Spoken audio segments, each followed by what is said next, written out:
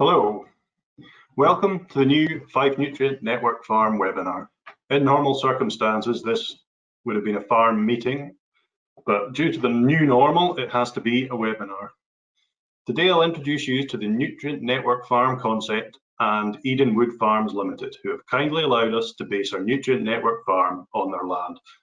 Soil type, capabilities, soil sampling, and using the analysis to benefit the soils and thus the crops are our focus today.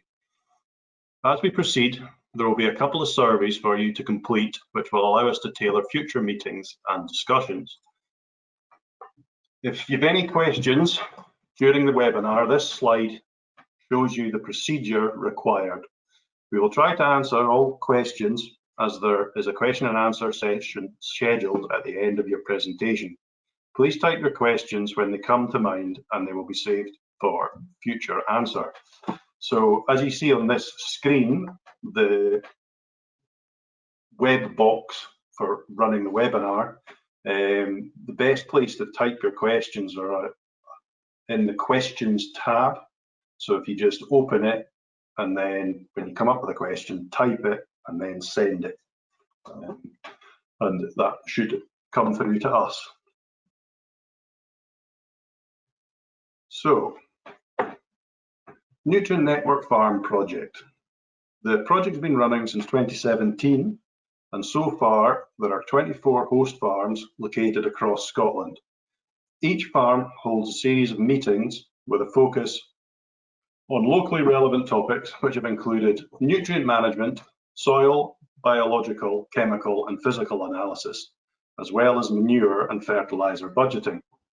Scottish Government's aim to facilitate a better understanding and value of soils, so through looking at soil structure and compaction, soil pH, nutrient planning, making best use of organic fertilisers and manures, soil biodiversity and organic matter and soil erosion.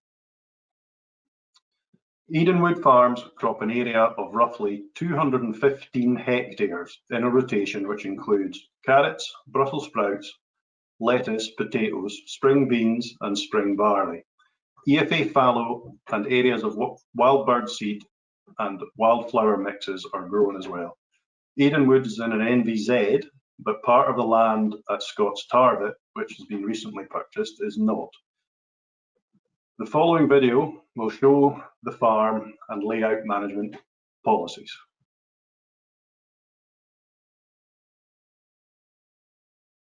Edenwood Farms have kindly agreed to be a Nutrient Network farm as part of the Farm Advisory Services Nutrient Network Farms Group. The land here ranges from 3.1 to 3.2 on the land capability for agricultural scale. The soil association is mainly Eckford with some kipping on steeper slopes. The soils are in the Gifferton and Formerk series and the farm produces fresh vegetables for Kettle Produce as well as combinable crops. Edenwood has been owned by the Black family for around 100 years. We've just acquired a neighbouring farm, so it takes us to around 650 acres. We rent 40 acres in as well. We sit with the River Eden as our bottom boundary, which is pretty handy as far as irrigation is concerned. The farm sits around 40 metres and we go up to 180 metres at the top of the hill just above us. As Neil mentioned, we're all arable. Vegetables are our main driving force here with malting barley.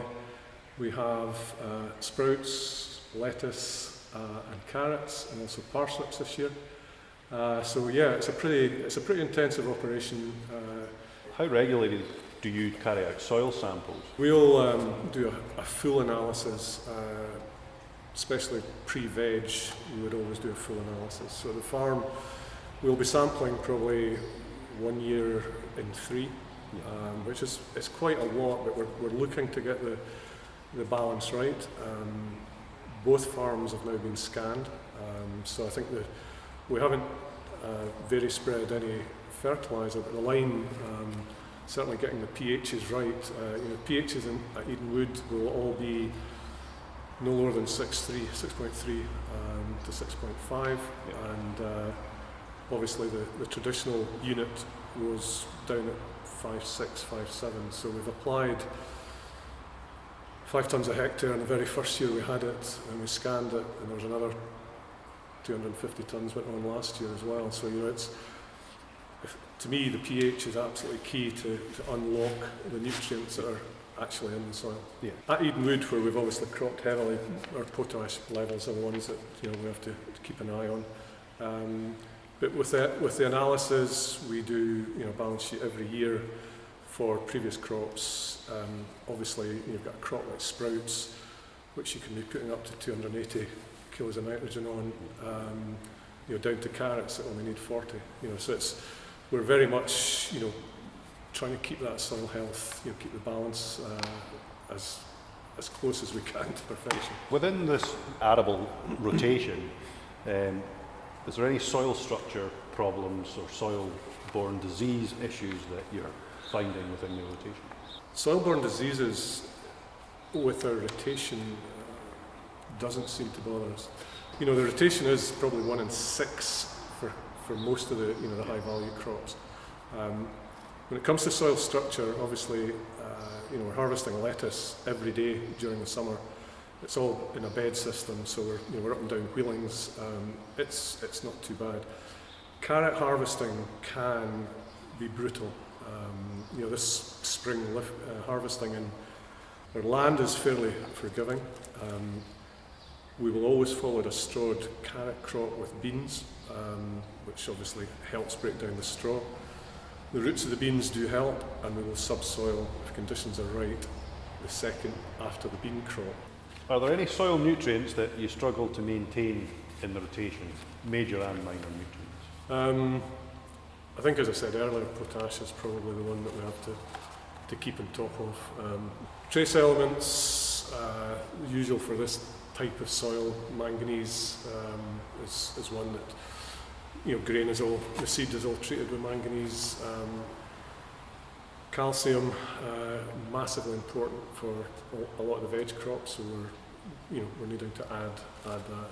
But most, boron, sulphur, sprouts love molybdenum, not an easy word to say, which nobody really thinks about. But a veg crop, lettuce for example, if it's slightly wrong, you're selling the leaf. We can't sell it if the leaf is showing a deficiency. And once it shows a deficiency, it's too late, so we have to be on top of it. And so do you apply that as a routine, or do you do leaf analysis? We do leaf analysis, obviously soil analysis, but if you sample the soil, it's there. It's how you make sure that it's going to get into the plant. So tissue analysis is a massive part of what we do, and trying to be just a step ahead. So do quality assurance protocols restrict what you can apply? We're obviously part of leaf and red tractor, SQC as well. There's nothing really, we don't use compost, we don't use FY, we don't have access to any FYM.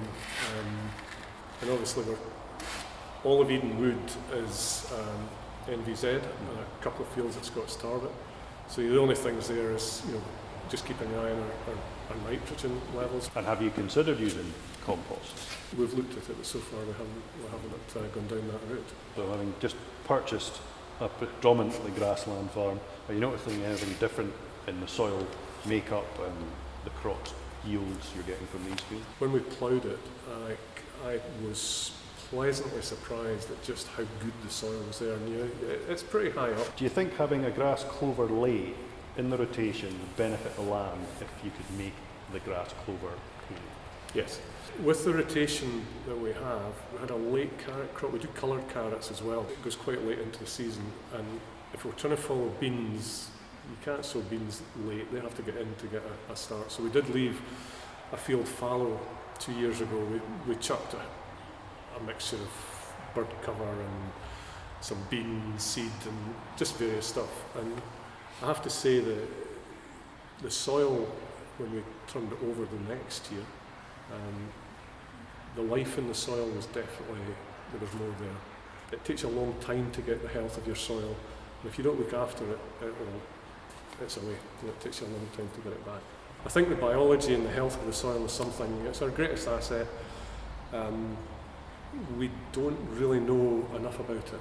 I think we underestimate the potential. We have around 75 acres of woodland as well, which makes it a fantastic place. It also throws challenges when you're growing veg, to try and control, pigeons and all the other things that come out of the woods. Wildlife corridors that we create with Phacelia, sunflowers, buckwheat. We don't claim for that. It's not, I do it because we've got an empty end rig, and it seems to be the right thing to do. And some beehives in the last couple of years. It's working together. We work the land pretty hard. We drive everything hard. But it's not to the detriment of next year, 5 years, 10 years, 20 years down the line. As mentioned prior to the video, Edenwood is within a nitrate vulnerable zone, or an NVZ. These are areas within Scotland that contain surface water or groundwater that is susceptible to nitrate pollution from agricultural activities. Scottish NVZs and all NVZs aim to protect water quality by preventing these nitrates from the agricultural sources polluting ground and surface waters, and by promoting the use of good farming practices. Most of Scots Tarvet's farm area, which is the area outlined in blue but not shaded in yellow on this slide, is out with the NVZ. The areas within the NVZ, which is the shaded yellow area, as I said, require the farm to complete an NVZ plan by the 1st of March of each year. This lays out the cropping plan, proposed manure applications, if any, and calculates limits to the amount of chemical N that can be applied to the crop. The calculation uses previous cropping, soil type, estimated average rainfall, and expected crop yields to calculate the N max. So moving on, the Edenwood ground is mostly within this sandy yellow area, and the Scots Tarvet ground is covered by the brown shaded area. So I think I said in the video that Edenwood is Soil Association Eckford, and the Scots Tarvet ground is from Kippen. All of the land, as described on the Macaulay Land Capability Agricultural Map, which we haven't got a slide of, but is got one in the office on the wall. It shows that the land is 3-1 or 3-2. 3-1 capability means the land can produce consistently high yields of a narrow range of crops and or moderate yields of a wider range of crops, such as the vegetables and the potatoes that we talked about. And also short grass lays are common, or were common. 3-2 land is capable of average production, though high yields of barley, oats and grass can be obtained, and grass lays are common. This slide is the soil texture triangle. So I've used this and soil results from Scotland Soil's website. So Edenwood is mainly a sandy loam. So the soil's website tells us that Edenwood ground has 69% sand, 23% silt, and 6% clay. This puts it in the bottom left-hand corner in the sandy loam bracket. Scots Tarvet is mainly the same, but with a slightly higher clay component. So it's got 63% sand, 23% silt, and a 12% clay content. So the soil texture on all farms drives what soil management activities are possible, and therefore what cropping and grazing techniques can be carried out. So the soil properties of a sandy loam, sandy silt loam is the first bracket. So these are classed as the light soils.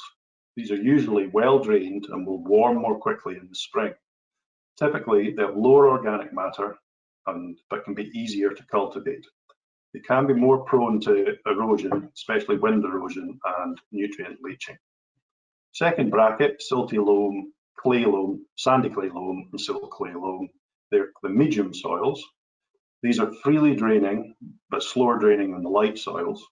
They can be susceptible to surface capping, and they are good soils in intensive cropping systems if they are well drained. but there's an increased chance of structural damage, surface runoff, soil erosion, etc. in wet weather.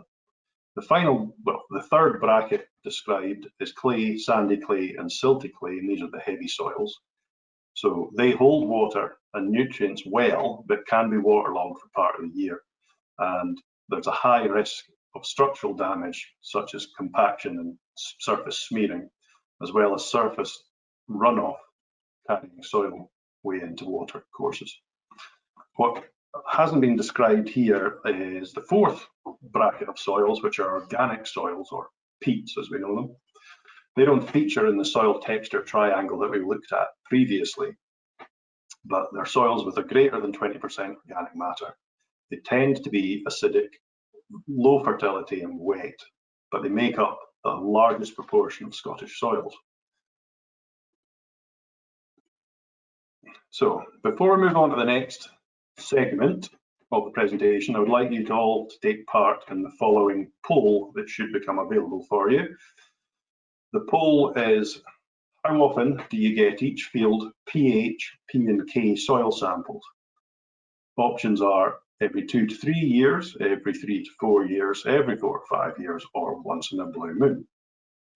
If you give us a minute or so for everyone to select their answer, we will then see the range of sampling taking place.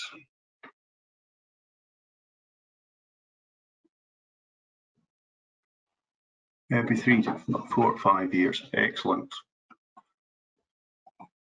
So everyone's doing the right thing, or the majority of you are. The most common sampling cycle is 1 in every 5 years. So you should allow at least 2 years before resampling after an application of lime to allow the lime to react fully in the soil. Also, a minimum of 2 months after any fertiliser applications would be recommended. For sampling, so subdivide the fields, split the fields into 10-acre blocks, or if the field is split between 2 different crop types, sample each area that was cropped differently. The how, well, basic method is walking a W, taking 20 cores and then mixing the cores and submitting the sample to the lab. More intensive sampling can be carried out, and as Ian said, has been carried out on Edenwood in the past, but it's linked to the GPS and is normally carried out by a contractor. Soil analysis, as in what the lab does, it's important to understand that the method of testing that SAC uses is the modified Morgan's test. Different methods simply use different chemicals to extract the nutrients. This results in different amounts of nutrient being extracted. Different tests work better for different soils. Most analysis results are expressed as available pK or mg in milligrams per litre. The modified Morgan's test is the best suited to the Scottish soils. So SAC labs can do a range of testing packages from pH through standard SAC routine, which is pH, pK and mg, to a full arable package. Results for an SAC routine test are displayed on the left of the slide here, and a full arable package is on the right. These tests are suitable for both arable and grassland soils. The routine test gives the pH level and tons a hectare lime requirement to bring it to either a grassland or an arable rotation pH target. P and K levels in milligrams per litre, and a bar graph showing how close your results are to the target moderate. The bar is also coloured red or orange or green, depending on how close to the target results your soils are. The arable package has all of these same results, but it also adds in boron, copper, manganese, sulfur, and zinc levels. We find that a lot of the arable packages are done for veg and potato growers. So pH is the main starting point in soil management. If the pH is wrong, then chances are the crop outcome will be wrong. pH allows nutrients to become soluble and therefore accessible. A low pH locks up the main nutrients such as N, P and K. Scottish soils, we aim for a 6.2 pH for arable as the target for the rotation, and a 5.8 for grass, and these are in mineral soils. The pHs can be lower in organic soils. A 1 point change in pH, so for example 6.5 compared to a 5.5 pH, is indicative of a 10-fold change in acidity. For example, a soil with a pH of 4.5, sorry, is 100 times more acid than a soil with a pH of 6.5. At soil pH values below 5.6 in mineral soils in Scotland, soluble aluminium inhibits cereal root growth and reduces yield. Plants would produce stubby roots instead of long fibrous roots, which will limit the nutrient uptake. And low pH can at best limit yield and at worst cause crop failure. The cure is to apply lime as recommended from your soil analysis. Lime applications of over 10 hectares or 4 tonne an acre to arable ground should be split, with the first application ploughed down and the second applied to the ploughed surface. 7 tonnes a hectare or 3 tonnes an acre would be the maximum to apply in a one application to grassland. As lime can take 18 months to fully neutralise soil, this is why we recommend the testing for pH should be carried out no sooner than 2 years after the lime application. So, interpreting analysis result, comparisons of soil analysis results. Selection of fields at Edenwood and Scots Target were sampled, with one field at each farm having the arable package analysis carried out. We will look at the SAC routine test results in the following example. So the pHs, as tested earlier this spring, were found to be at or a little above the arable target of 6.2. Only 3 fields are showing a pH of less than 6 pH. These need a remedial application of lime. Scots Target 11 also needed action on the P and K levels. P and K levels in general are at or above the target of moderate. Those that are in red are fields that require additional fertiliser or lime to top up the soil reserves.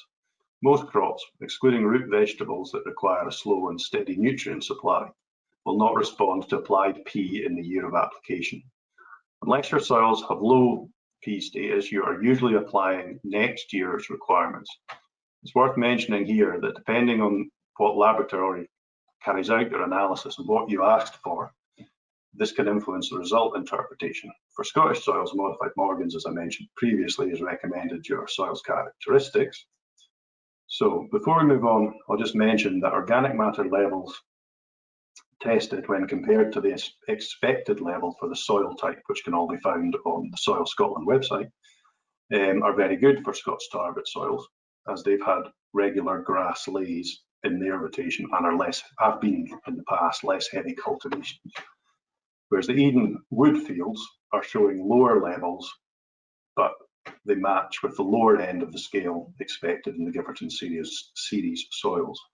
And these organic matter result can be seen on the right-hand side of this screen.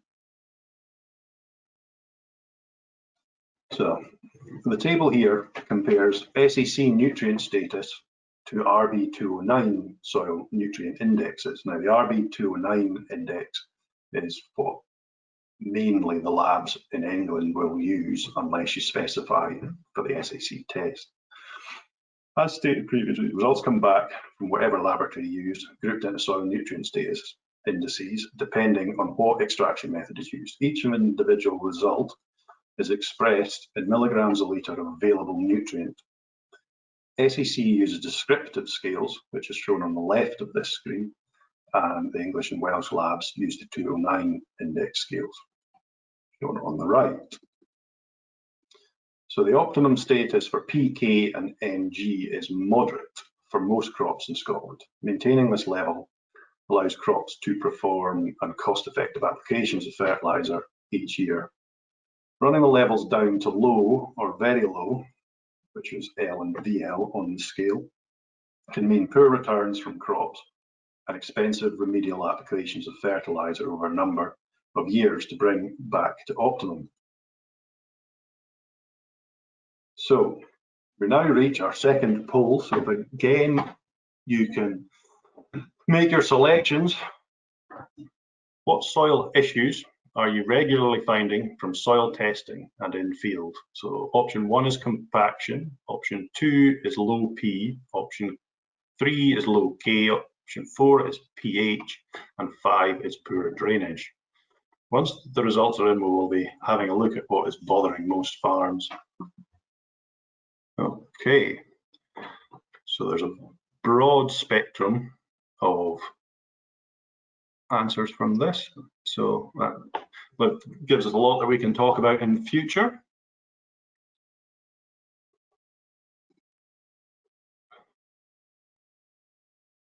Okay. So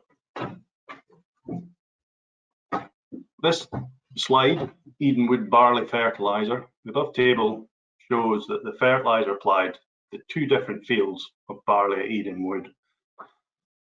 From the previous displayed soil results table, we saw that Edenwood 22 was at moderate for P and K, whereas Scots Tarbet field 15 was low for P and moderate for K. So the spring barley fertiliser, this is what was applied on the farm this year for this crop.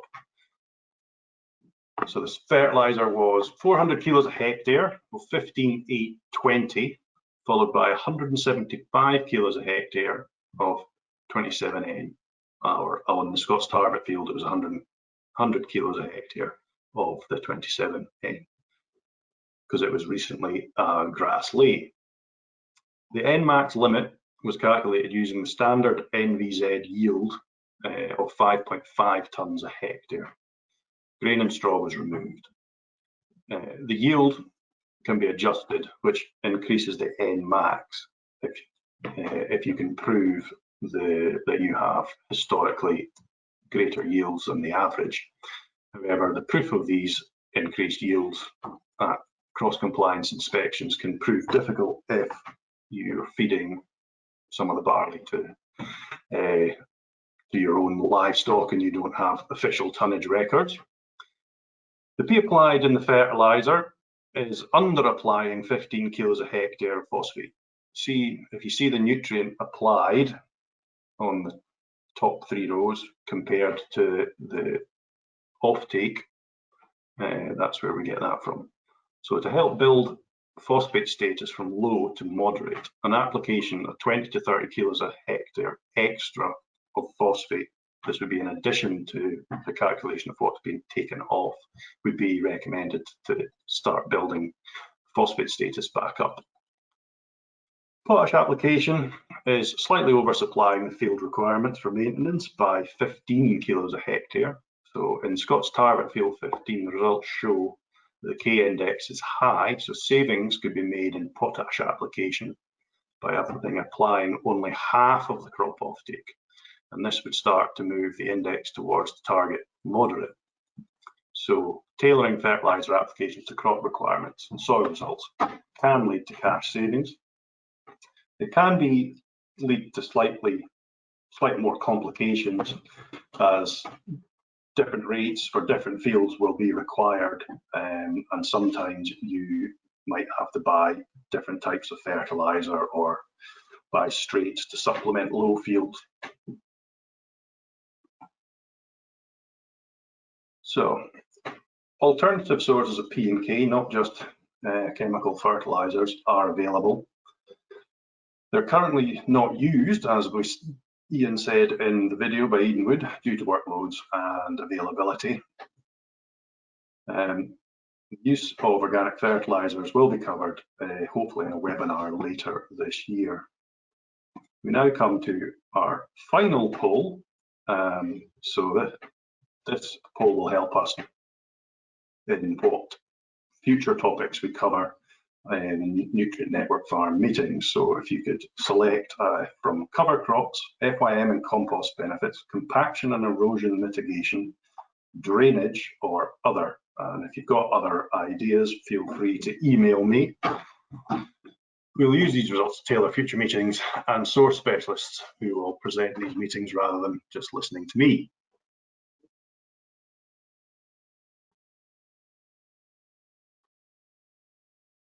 So we're back.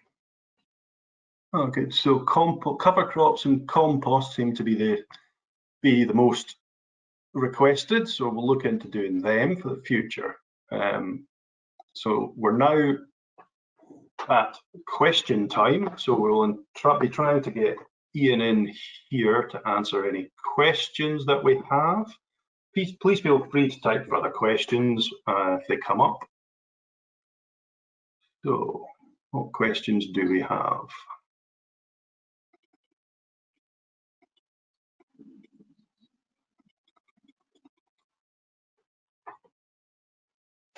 Are you there, Ian? Yeah, I can hear you, Neil. Have you got me? Yep, I can hear you. So one of the questions is about your liming policy and where it fits in with your veg, and do you use magnesium or calcium lime? We use calcium lime. Right.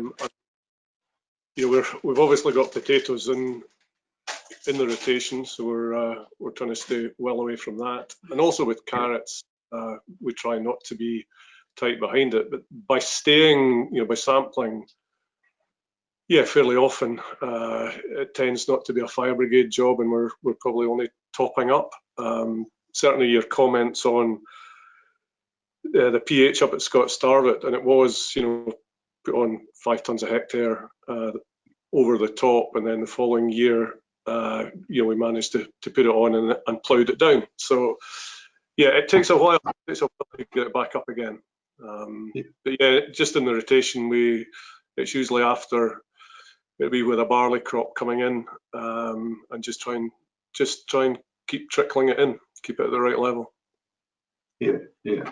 And so as we looked at your P&K levels, and there were a little variance, not very much, but will you be considering adjusting and cutting the levels to bring it back down to moderate, or are you happy with this where they're at? No, the master plan, as usual, doesn't always fall into place, and there was planned to put on some straights for pea at some of the fields. We've been fairly used to having the levels in all our fields at much the same level, so it's a bit more of a challenge. We've got quite a range, you know, of different challenges. But yeah, no, that's certainly something we'll be addressing this coming year. Yeah, good. Another question that's just come in is, are you worried about running down organic matter levels as you're not using any FYM in the system? It's a good question. With our cropping, the amount of green matter, say after crop of sprouts, where, you know, it's machine harvested, the entire crop is chopped and incorporated. The same with the lettuce crop. There's a massive amount of green material put down, and say, you know, carrots, the strawed carrots, we will be putting on between 25 tonnes a hectare of straw, which is, you know, once we harvest it, that's incorporated and, you know, ploughed back down into the ground. You maybe picked up on some of the close-ups you had in the lettuce plants. You know, there were still signs of straw. Now that was two years ago, and yeah, what we've is obviously following with beans. When we used to incorporate straw and just maybe put a crop of barley in, the straw would be coming up in lumps for years, whereas after beans, you know, it does a grand job, and you know, it breaks down very, very quickly. So yeah, obviously, you know, many years ago we used to get slurry from a local dairy farm that we applied. Quite often we would put that over the top of the straw that we were ploughing down. and just kept adding that in. I know it's not the same as FYM, but you know, it still was bringing something that, unfortunately, like a lot of dairy farms, is no longer available. But certainly sourcing some of the other materials costs, but you know, long term, you know, we have to look at that. Yeah. If folk remember back to the video that we showed at the start, there was a picture of me digging a shovel full of soil out. Now, we may look at this again in another webinar later on, that when we looked at that soil closely, and there is pictures of it, the level of organic matter that you can physically see in the soil is very, very good. So there is a lot of organic matter going back into the soil, but it is something that we can look at in future webinars. There's another question for you, Ian. How problematic do you find managing nitrogen in NVZ fields, especially for your veg crops? I have to say, when NVZ appeared over the horizon, I was pretty nervous about the thing. But to be honest, with, you know, when we sit and do our NVZ plan, there's very, you know, it keeps your, you know, you've got to keep an eye on it, but it's not really held us back, to be honest. The levels that we're looking at, we don't, you know, like everything else, you don't throw it on for the sake of it. You know, it's pretty carefully worked out just what, you know, the demand on a crop. And you know, I mentioned the sprouts. You know, obviously it's got a big, you know, lot of N going onto it, but you know, that N is being used by the crop. It's you know, I think we've got to realise that, you know, as I said, carrots only gets 40 kilos of nitrogen. It doesn't use it. It doesn't need a lot. It's what happens below the ground. Sprouts, it's you know, they're already waist high. You know, going to be harvesting them in another month. So you know, they are utilising virtually everything that's in there. Yeah. Another question is, are you using the yield increment for any cereals? I think they're meaning for calculating the NVZN max. I can answer that. No. Thanks, Neil. Their cereal N max is worked out on the standard tonnage per hectare yield. You know, I think, you know, when you look at that, you know, last year we all had probably the highest combinable yields on virtually every crop, spring barley probably being the star. And you know, when you look at, you know, it would all be 7.5, 8 tons a hectare. So you are taking an awful lot more out of the soil, which we have to remember as well. So that's something that will need to be brokered in. You know, we'll have a look and see what happens this year. It'll certainly not be in that as high yields, but you know, I think that's something we maybe, as we're all striving for big yields, we have to accept that it is removing more nutrients from the soil. Yeah. And as long as yields are recorded accurately, then there isn't a problem. And we can, if you need to, we can go up and we can use the yield adjustment. But as you say, you haven't needed it so far, and everything seems to be working fine.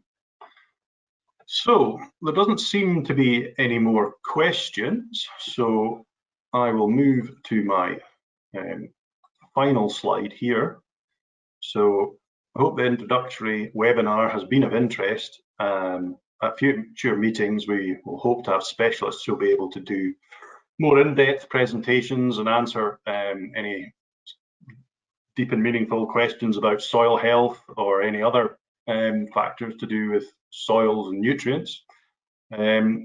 All registered viewers from today's webinar will be emailed a short survey regarding today's webinar, which I ask you all to complete and return.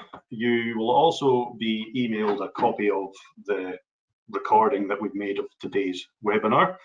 If you've got any wish to look into these topics in more depth, due to the Nutrient Network farm having been run for the last few years, there's a lot of information available on the www.fas.scot website. And also that FAS website will promote when we have our next whether it's webinar or farm meeting, that will be made available on that site. So thank you all for attending and listening to me, and you can now all go back around your normal day's business. Thank you very much.